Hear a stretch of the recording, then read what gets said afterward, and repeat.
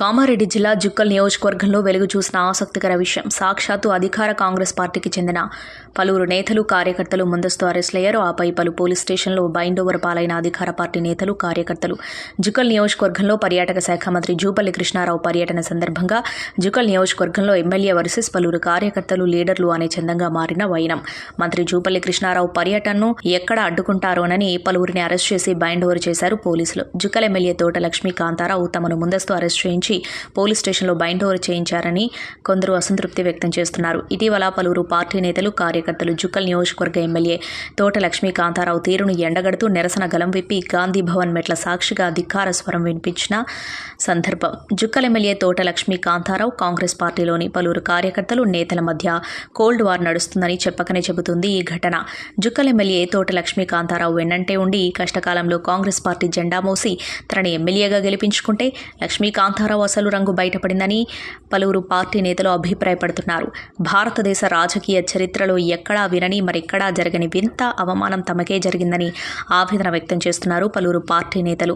మంత్రుల పర్యటనల నేపథ్యంలో ప్రతిపక్ష నేతలను ముందస్తు అరెస్ట్ చేసినట్టు సొంత పార్టీ నేతలను అరెస్ట్ చేయించి తోట లక్ష్మీ కాంతారావు కొత్త నిర్వచనం చెప్పారని చెప్పుకొచ్చిన తరుణం. పార్టీ జెండా మోసి పార్టీ పరువు భుజాలపై వేసుకుని లక్ష్మీ కాంతారావును ఎమ్మెల్యేగా గెలిపించుకుంటే ఎమ్మెల్యే లక్ష్మీ కాంతారావు మాత్రం ఎమ్మెల్యేగా గెలిచి సంవత్సర కాలం పూర్తయిన సందర్భంగా అరుదైన వార్షిక అవమానం తమకు బహుమతిగా ఇచ్చారని వెలిబుచ్చారు పలువురు జుక్కల్ నియోజకవర్గ కాంగ్రెస్ పార్టీ నేతలు కార్యకర్తలు.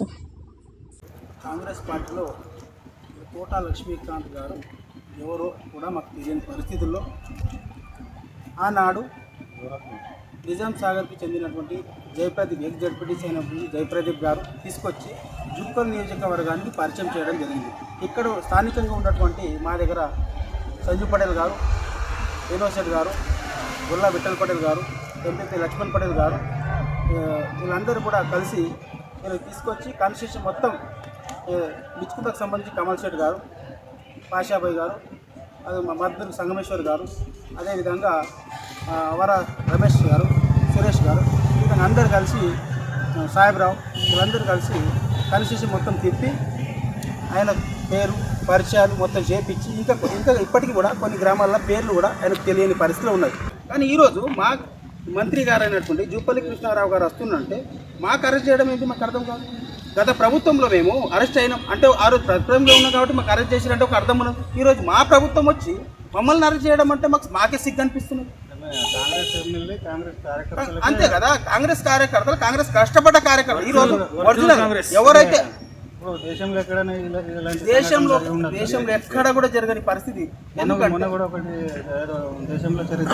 ఆయన చరిత్రలు చెప్పడం మట్టుకే మొన్న కూడా ఒకటి పెట్టిండు స్టేట్మెంట్, కళలు ఉన్నది జుక్కల అభివృద్ధి యొక్క నియోజకవర్గ ప్రజల యొక్క కళల్ని నెరవేర్చడం.